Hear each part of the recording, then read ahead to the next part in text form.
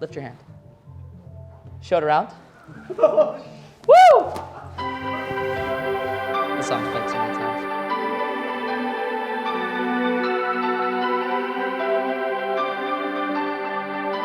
So we're here at Randolph-Macon. I actually just did a show for them back in August. It's kind of like a kickoff for new students. Now we're back again. They like the show so much that they're having me come back again and do some stuff for students who aren't necessarily new to the school, just some people who genuinely have been attending here that are looking for good programming. So we're just doing a show, and then afterwards they asked me to stick around, do pictures and answer questions, and that's exactly what we're gonna do. So we go in here, we set up, we unload, unload then set up, and actually I'm really looking forward to this one. I fixed a few things to make the show a lot better than it went over last time, so we'll check it out. Neediness is the most unattractive thing on the planet, especially for sales. But sometimes neediness works because guilt makes the world go round.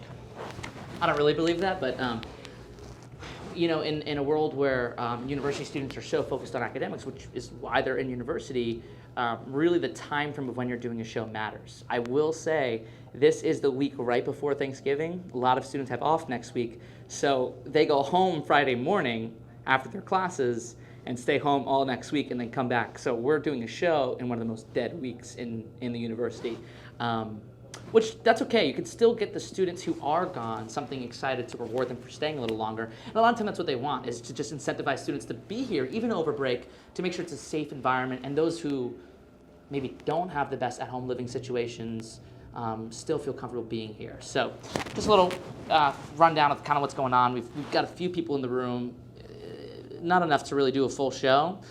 If we don't have enough for a full show, we'll bring the show to them and walk around campus and do magic that way. So kind of street magic style, which you guys already know I can do a lot of. So, you know, Steve Jobs said it's not about the results that an employee can get, but the effort that they put in, that's what should be rewarded, because sometimes the market is what decides whether or not people are actually going to be responsive to that. So here we go. Turn around. I want you to think of the song in your mind. So this is a song that is important to you, and you did not tell me what the song is. Right. Nobody else in this room knows what it is. Or does Edie know? No, Okay. Did you already know it was her favorite song? Yes. Oh, okay, surprise. You're gonna take your fingers like this, and I like how you did that too. Touch my temples right here. Imagine your arms are the wires, your head is the music player, and your fingers are the earbuds. Mm-hmm. Play the song in your mind right now. Okay, hold on. I'm getting this song. This is this is a classic, at least for us.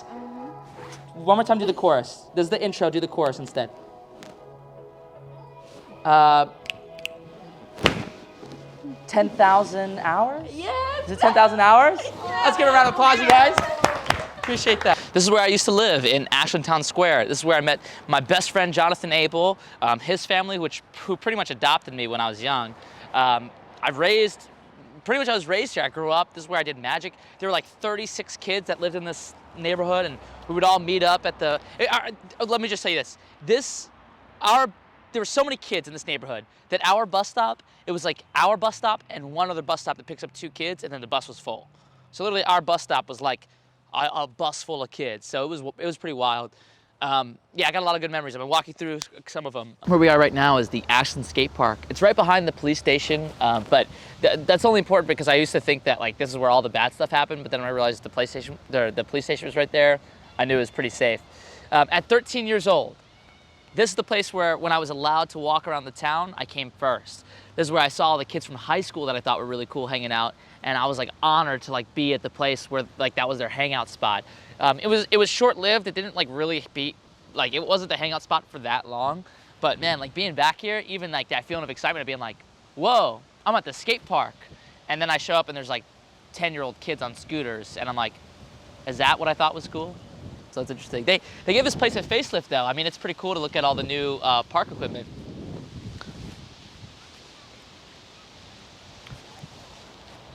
And also, I'm just gonna point out real quick that this skate park was like the coolest skate park I could have ever imagined when I was a kid, and I look at it now and it's just like 2 ramps and a median.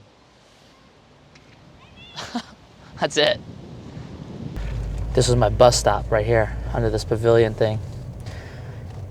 Actually, they made it a lot nicer. It used to not be that nice. I busted my knee open on that grill once though. jumping off the fence onto the grill. I busted my knee open and had to get stitches. So, tennis court, we would actually play dodgeball in there. Okay, one thing I noticed pretty quickly when bringing Shane here is that as a kid, there's so many cool places you think are cool, and then you like look at it when you're an adult and you're like, oh, that's just a dumpster.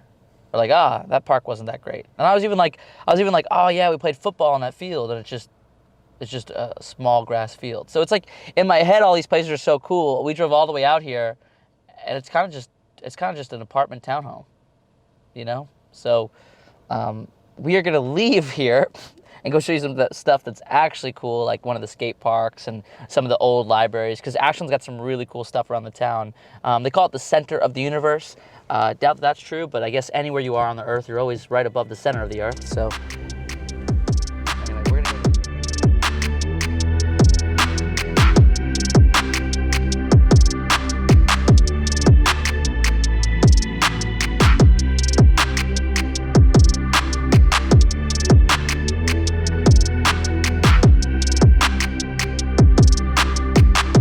Okay, I'm actually super excited to be here. This right behind me is the sign for Ashland Coffee and Tea. This is the spot where I did my very first ever magic show. It's a horrible story and really embarrassing, but I wanted to show you guys this spot. I'm like, this is literally where I started, right here in Ashland, Virginia. So it's kind of surreal to be back here. So my first ever like professional magic show, although I'm hesitant to call it that, was right here. I was with a girl back in high school, and I wanted to take her to prom, but my family, if you know anything about me, is not well off at all. They couldn't give me enough money for a prom ticket. And my dad, who's not in the picture, wasn't really able to send the money at the time either. So I came in here and I told him, I said, hey, I would love to put on a show. Just over here on the left, they had a little theater area where they used to do live music. Actually, Dave Matthews Band had played there once before they were really big. They have all these Virginia celebrities that would come in here and play music before they were even celebrities. And I was like, how cool would it be for me to do a show there? So I come in, I pitch them on the idea. Great, awesome.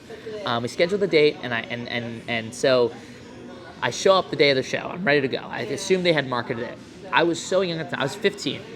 Not knowing that if you're putting on a show, more than likely you're the one responsible for marketing it. So no marketing at all, other than maybe just like a flyer up on the wall around here. Apparently I was late because the time that they had told me the show was going to start was different than the time on the website. So the flyer had one time, the website had a different time. Disaster. Well, only 2 people show up. The girl I wanted to take to prom, my girlfriend at the time, and her mother. And I told them I'd give them the money back, but they suggested that I keep it. They were a little bit PO'd because they're like, well, we paid to get in. We want to see a show. So I had to do a show for just them 2 at their table. I didn't even do it on the stage. And I used their own money to buy her the ticket for prom. However, just thinking about it is so cringy to me. This is the reason why I wanted to keep in magic. I was like, I'm not letting that happen again. So because of that horrible feeling of not selling out that show and doing a bad job marketing it, I have since made sure and gone through great lengths to sell out every single theater show I've done since. So every show I've ever done since that show that's been in a public place has been sold out. And I think that's because of what happened here a few years ago.